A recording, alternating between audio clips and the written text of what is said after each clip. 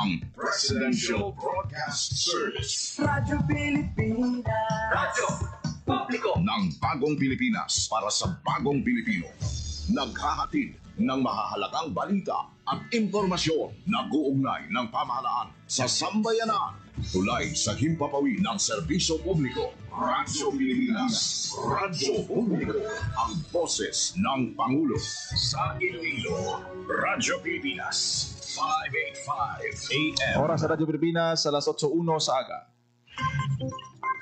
Nagapanguna nga balita sa syudad, sa mga banwa, sa probinsya sa Iloilo, kang kaingon ng mga probinsya. Mga pananawon sa likod sa mga balita. Inyo mabatian sa Radyo Pilipinas Iloilo News. Mga balita na magasugata sa inyong nga aga. Ginbantayan, ginsunod, gintipon sa Radyo Pilipinas Iloilo News Team. Gikan sa hulot balitaan. Diretso sa inyong palamatian. Yari ang Radyo Pilipinas Iloilo.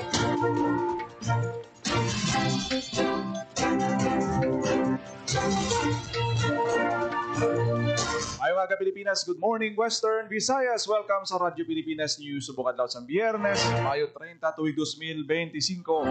Ako ang inyong tagbalita, Junel Banglay, kagkaroon sa aton balantayan kag mainit nga mga pangulong dinalan. Headline.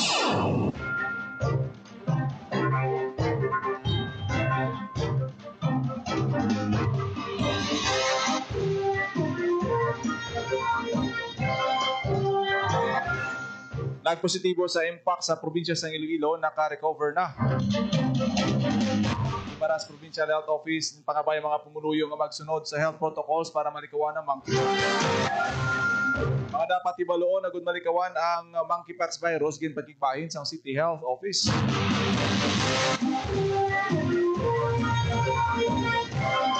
Pinagyang Festival maga-perform sa Japan kag Philippine Independence Day celebration sa Manila sa Hunyo. Ang Western Visayas sulod sa semifinal sa Football Elementary Boy.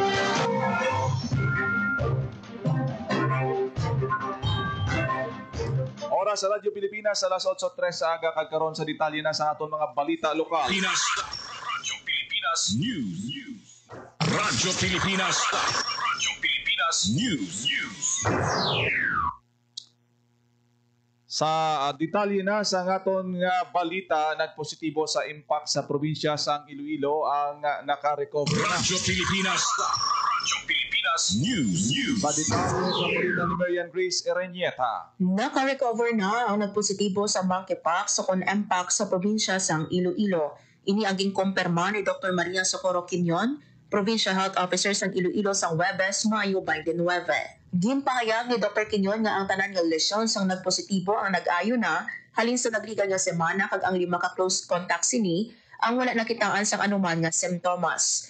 Dugang payag pa ni Dr. Quinion nga ang pasyente ang na-declare na nga recovered sang May 23 nga day 22 sang onset sang lesions. Ginklaro man ni Dr. Quinion nga matapos na ang isolation kag observation sa close contact sa June 12. Madumduman nga ura ging kumpirma sa Iloilo Provincial Health Office sa Mayo 28 nga may isa nga nagpositibo sa mpox sa probinsya sini nga tuig. Samtang nagpahanumdum si Dr. Quinion sa publiko nga sundod ang standard minimum precautions agud manikawan ang mpox kag iban pa nga masakit. Maggamit sang alcohol o kung maghugas sang kamot gamit ang malimpyo nga tubig.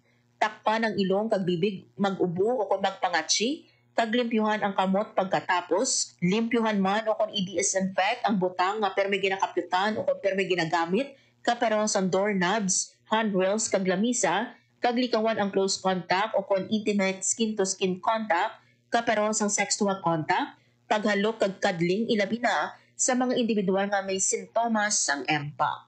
Basahon ko ang Department Memorandum Number 2024-0306, Updated Interim Guidelines on the Prevention, Detection, and Management of Mpox. For isolation and quarantine, suspect, probable, or confirmed Mpox cases with mild, uncomplicated disease and not at high risk for complications can be isolated at home. for the duration of infectious period at least 21 days from onset of symptoms until lesions have healed and scabs fall off, whichever is longer. So, ang pasyente, na-declare naton nga recovered sa May 23, which is day 22 upon the onset of the lesion. So, after that, sa May 23, nag-start kita day 1 counting for close contact. And that's why ang ma-end ang aton nga isolation and observation of the close contact until June 12. Nabatian ang kabayan sa pahayag ni Dr. Quinyon para sa Bagong Pilipinas, Marian Grace Aranyata, Radyo Pilipinas, Radyo Pilipinas. Radyo Pilipinas News. Naka-alerto ang probinsya ng Guimaras batok sa monkeypox. Ang probinsya ng Guimaras pinagi sa Provincial Health Office Epidemiology Surveillance Unit, DC Surveillance Unit, sa 5 ka primary care facilities kag mga ospital sa probinsya. Hugot na nga nagabantay sa mga notifiable diseases kangay sa monkeypox. Ginpangabay sa Guimaras PHO nga maghalong kag mag-aligmat sa mga sintomas sang mpox kangay sang rashes nga may upod ng hilanat, sakit sang ulo, pangadlay, pananakit kag pagwalang luya sang kalawasan. Ginpanomduman sa PHO ang publiko nga magsunod sa health protocols para malikawan ang mpox. Una, sundon ang respiratory etiquette. Takpan ang bibig kung mag-ubo kag magpangatsi. Ikadua, siguraduhon nga may maayo nga sirkulasyon sang hangin ang lugar nga ginatiniran. Ikatatlo, magugas ang gamot gamit ang abon kag matinlo nga tubig o kon alcohol. Sa mga sintomas, ginapangabay sang Guimaras PHO nga giliyon magkadto ka magpakonsulta sa pinakamalapit nga health facility. Sa karon nagapabilin nga hilway sa monkeypox ang probinsya sang Guimaras. Radyo Pilipinas. Radyo Pilipinas News. Ang hilanat, body pain kag skin rashes pila lamang sa sintomas sang monkeypox. Suno kay Dr. Roland J. Fortuna sang City Health Office agud mapunggan ang transmission sang monkeypox virus dapat tikawan ng close intimate contact, sexual contact, kissing and hugging sa mga individual nga suspected monkeypox case. Makabulig man nga hindi matapikan kung mag-obserbar sang frequent hygiene, likawan ang pag-share sang personal items kasubong sang panapton, habol, tuwalya kag iban pa. Likawan man ang pagkontak sa sapat nga mahimo carrier sang virus labi na ang mamal. Magsuksok sang long sleeves sa tion nga magbiyahe kag maghugas sang kamot o kun mag-disinfect. Mas maayo man ang pagpakonsulta sang temprano sa tion nga makabatyag sang sintomas. Radyo Pilipinas. Radyo Pilipinas News. Nagpagawa man sa reminder ng Negros Occidental Provincial Health Office sa mga Negrense nga protektahan ang komunidad batok sa mpox. Suno sa Negros Occidental PHO madasig nga maglapta ang mpox gani kinahanglan nga bantayan ang hilanat, pagpalanakit sang lawas. Manugyan sang opisina kung may kasubong nga sintoma, giliyon nga mag-isolate kag magpangayo sang medical attention. Gininyo man sang talatapan ng publiko nga likawan ang malapit nga pagpakigangot sa mga tawo nga may sintoma. Radyo Pilipinas. Radyo Pilipinas News. Napis nagapag-tax free sa provincial government. Radyo Pilipinas. Radyo Pilipinas. Nagpagawa sa opisyal nga pahayag ang Capiz Provincial Government kasunod sang kumpirmasyon sang Iloilo City Health Office kag Iloilo Provincial Health Office nga may tig-isa ka kaso na sang monkeypox sa syudad kag probinsya. Suno kay Governor Freddy Neil Castro, wala pa sang kaso sang monkeypox sa Capiz. Sa piyak sini, may nabato nga impormasyon ng gobyerno probinsyal na may isa ka pumuluyo sa gawa sang probinsya na nakitaan sang simptomas sang balatian nga nagbisita sa panwa sang Hamindana. Ginpasalig ni Castro nga may mga tikang na ginapatuman ang provincial government agud hindi maglaptang sakit sa Capiz. Tuga nga pasalig sang gobernador nga preparado ang healthcare system sang Capiz para magdumala sang balatian pananglit nga may ara man sang mabalhag nga kaso sa probinsya. Ginpangabay sang gobyerno probinsyal ang publiko nga gilayon nga magpakonsulta sa doktor pananglit nga makabatsyag sa mga simptomas sang sakit kaangay sang rashes, pila sa bibig o kunari kag pagbanog sang kulani, ilabi na kung may ara sang close contact sa tao nga may rashes o kung kumpirmado nga kaso sang mpox o kung may travel history sa mga lugar nga may kumpirmado nga kaso sang monkeypox. Para sa Bagong Pilipinas, Hope Torrechante, Radyo Pilipinas, Radyo Pilipinas. Radyo Pilipinas News. Department of Health Center for Health and Development nagpanugyan sa publiko nga mga vigilante kag sundon ang mga preventive measures kontra monkeypox.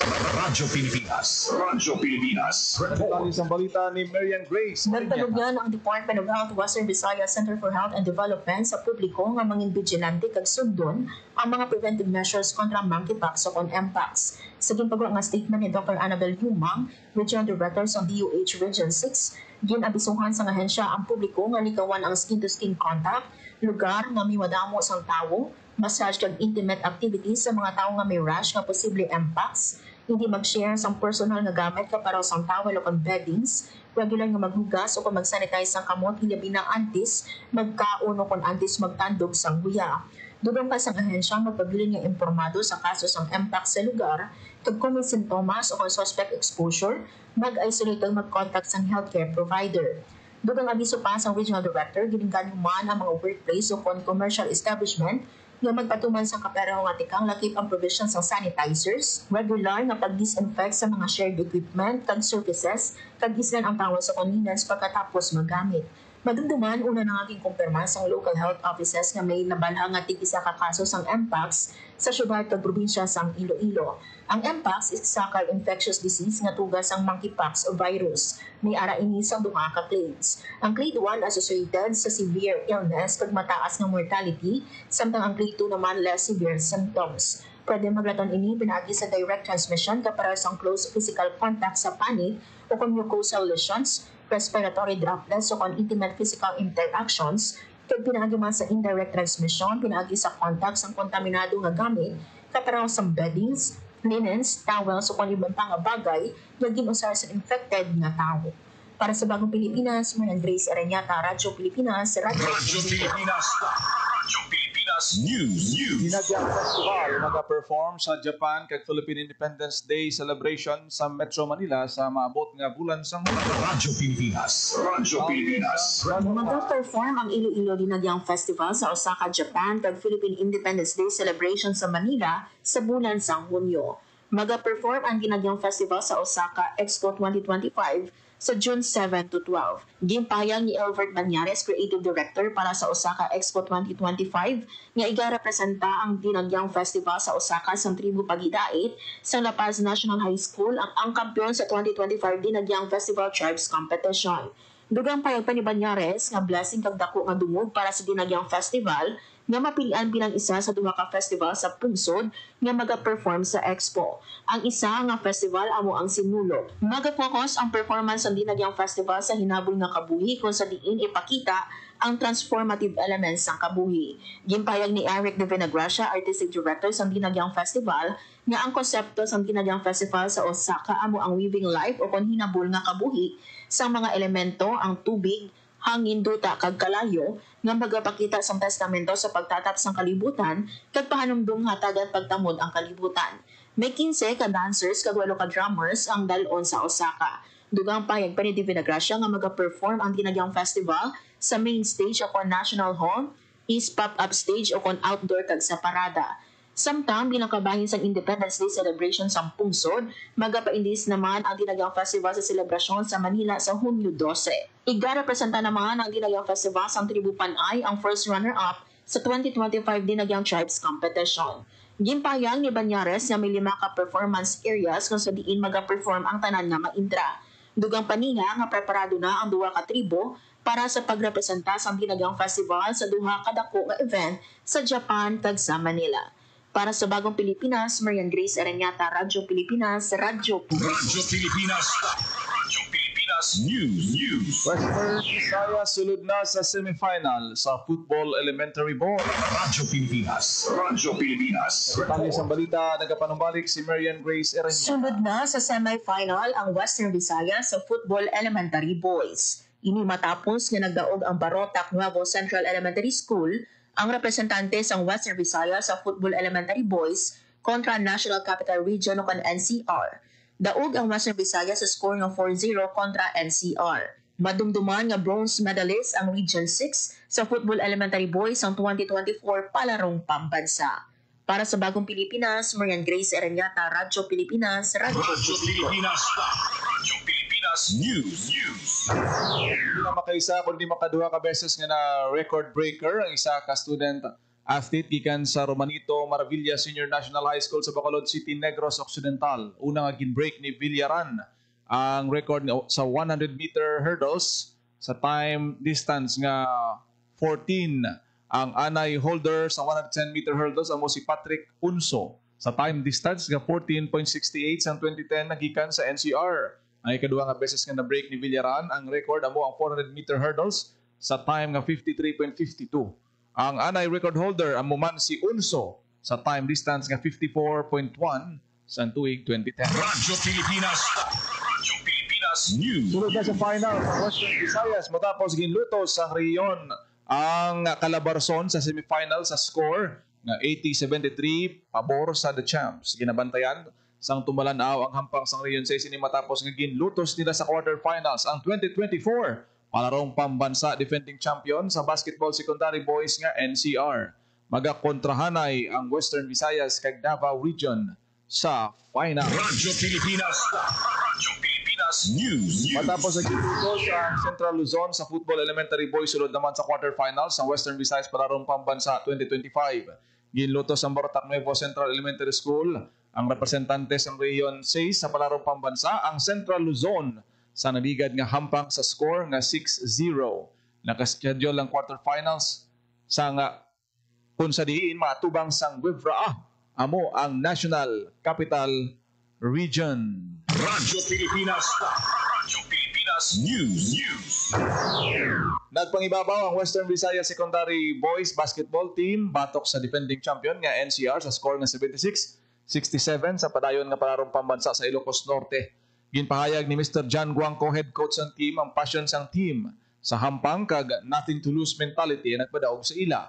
Sa pagdaog sang team sa sulod na ang Western Visayas semifinals kag natigayon nga malutos sa semifinal round ang team Calabarzon. Ang Western Visayas ang ginatiglawas sang St. Robert's International School of Iloilo. Radyo Pilipinas. Radyo Pilipinas News. Mga drivers sa Nagpakagpunta Terminal ginpaidalom sa random drug testing sang LTO kag PDEA. Radyo Pilipinas. Radyo Pilipinas. Liwat na nagpatigayon sa random drug testing sa mga drivers ng public utility vehicle ang LTO Region 6 kaupo ng Philippine Drug Enforcement Agency sa pila ka mga driver. Ang mga driver sa Tagbak kag Ungka Terminal ang sorpresa ang ipidalom sa testing kabayan sa kampanya sang ahensya na mapasiguro nga hilway sa illegal drugs ang driver sa mga pampublikong sasakyan.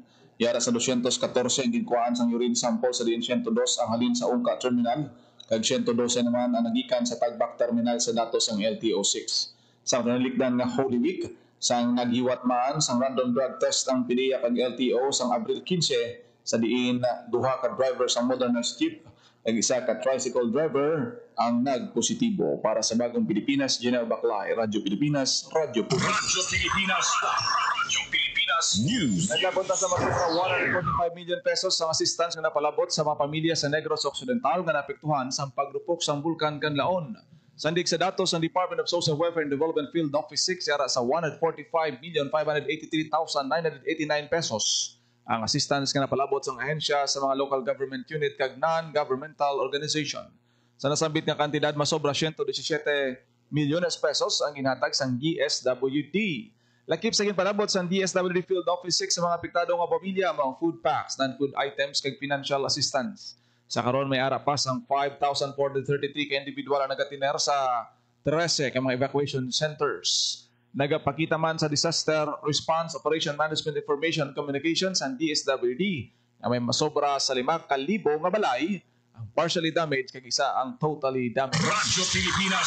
Radyo Pilipinas News. Nangibabaw ang isang sa giniwat na Commissioner on Higher Education Regional Quality Awards. Nagakot ang universidad sang napulo kag 3 ka pasidungog sa giniwat kadungan sa selebrasyon sa ika-31 anibersaryo sa CHED kay ikalimang Education Day sa Rose Memorial Auditorium sa Central Philippine University. Lakip sa ginakot nga pasidungog sang bulutuan ng mga Outstanding Board Performance Award sa LEPT kag Electronics Technician State University with 100% Certificate of Program Compliance, Award of Excellence in Community Extension and Linkages, Internationalization Initiatives, Service Training Program, Education Management Information System, Model Implementers, Access to Quality Tertiary Education, kag madamo pa. Suno kay ISATU President Dr. Gabriel Salistre Jr., ang mga pasidungog nagapakita sang pandayon nga dedikasyon sang ISATU sa paghatag sang dekalidad nga edukasyon kag serbisyo sa komunidad. Naibaluan nga ang CHED Regional Quality Awards nagakilala sa mga institusyon nga may madinalagon nga inisyatibo sa patag sang research. Radyo Pilipinas. Radyo Pilipinas News. CSWDO ginpangunahan ang pagpanagtag sang bulig sa mga napektuhan sang sunog sa distrito sang Moro. Radyo Pilipinas. Detalye sa pangunahan sa University Development Office ang pagpanagtag sang food and non-food items para sa mga biktima sa sunog na nagluntad sa Barangay Salvacion ng Bughabog, Molo. Sinapos ang bugas, assorted canned goods, refilled water containers, sleeping kits, hygiene kits ang ginpanagtag sa mga evacuation centers. Sa datos ng Bureau of Fire Protection ng Iloilo City, naglabot sa 945,000 pesos ang ginbiling na kaharitan sang sunog sa anong kamapuluyan. Sa mga gusto magpalabot sa bulig, may mo naman magpadulong sa evacuation centers na nahamtang sa Baluarte Elementary School kag Iloilo City National High School. Para sa Bagong Pilipinas, Yuna Baklay, Radyo Pilipinas, Radyo Pilipinas. Radyo Pilipinas News. Magatanyag sa libre na medical aid ng Iloilo Provincial Government sa mga pumuluyo sa Barangay Espera, Sara, Iloilo. Ginatos ka mga residente sa nasambit nga barangay ang makaagom sang libre nga medical kag dental services sa Mayo 30 sa Barangay Gym. Ang health mission ang ginapaunahan sa Panlalawigang Federasyon ng mga Sangguniang Kabataan, Iloilo Province, kaupod ang LGU, Iloilo Provincial Health Office, kag Barangay Espera. Magluwas sa medical and dental check-ups, may araman sa professional consultation kag health advocacy talk, naging disenyo para inganyon ang preventive care kag i-promote ang healthier lifestyle. Radyo Pilipinas. Radyo Pilipinas News. May dapo nga rolyo ang LGU kag Office of the Municipal Agriculturist sa pag-endorso sa mga civil society organization bilang proseso sang accreditation. Lakip sa mga requirements ang endorsement gikan sa opisina sang mayor. Suno, o kung hindi man maayo ang ila records, labi na ang implementasyon sang project may gahom ang LGU sa pag-evaluate sang performance ng isa ka CSO kag kung ini ang himuan sang rekomendasyon. Panugyan pa ni Engineer Jane Octaviano sa usapang agrikultura sa mga Farmers Association na gusto magpa-accredit, dapat kaayuhon gid ang ila operasyon labi na sa pagpatuman sang proyekto kag pag-submit sang financial records nga sama-sami madamo ang nagakapaslawan rason sang pag-revoke sang ila accreditation.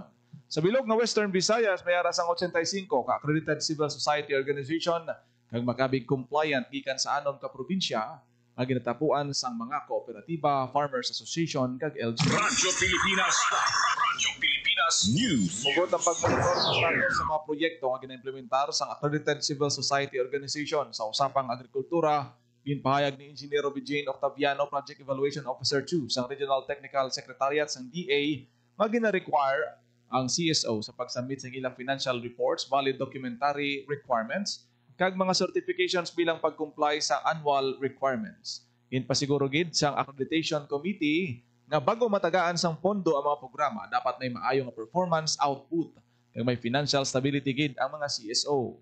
Dugang pa ni Engineer Octaviano sa tion nga may hindi makomply nga requirements, may inconsistency sa reporting, falsification sa dokumento kag iban pa, mahimo nga ma-revoke ang ila accreditation. Radyo Pilipinas. Oras sa Radyo Pilipinas, alas 8:24. Radyo Pilipinas. Radyo Pilipinas. Nag-inyo na batian ang detalye sa mga nagapangunang nga balita sa pagpangalagad sa Radyo Pilipinas News subong adlaw sa Biyernes, May 30, 2025. Sa dugang pangabalita kang impormasyon, i-follow lang, i-share kag i-like ang aton nga Facebook page Radyo Pilipinas Iloilo kag Radyo Pilipinas Community Group. Ako nagid lamang inyo alagad ang inyo tagbalita kada aga, Jinal Baklay. Maayong aga Pilipinas. God bless Iloilo.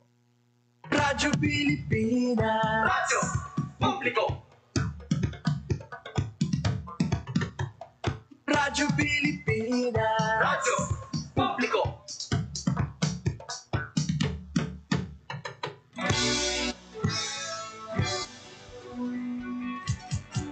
Mahalagang mga balita, napapanahong impormasyon. Kami ang inyong gabay pag may bagyo at sakuna. Serbisyo ng gobyerno kapag may nangangailangan. Mga proyekto ng Pangulo, damang-dama ang pagmamahal niya. tulay ng mga hinaing. Ang problema ng bayan ating lulutasin, tulay sa himpapawid, tulay ng pagbabago. Radyo Pilipinas, ng bagong Pilipinas. Radyo Pilipinas, ng bagong Pilipino. Mga proyekto ng Pangulo, damang-dama ang pagmamahal niya. Radyo Pilipinas, ang boses ng Pangulo.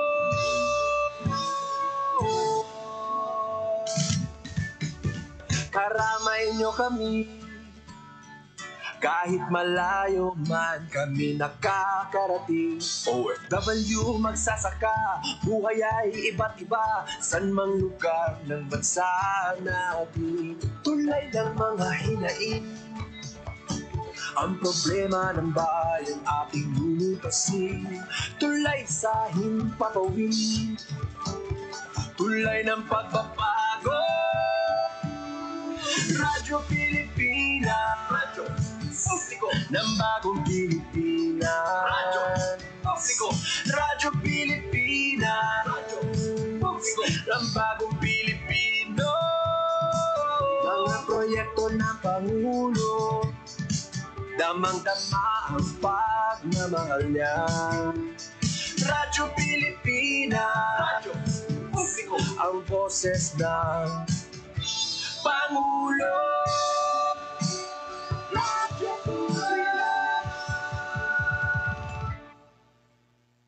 Radyo Pilipinas, Radyo Publiko, Radyo Pilipinas.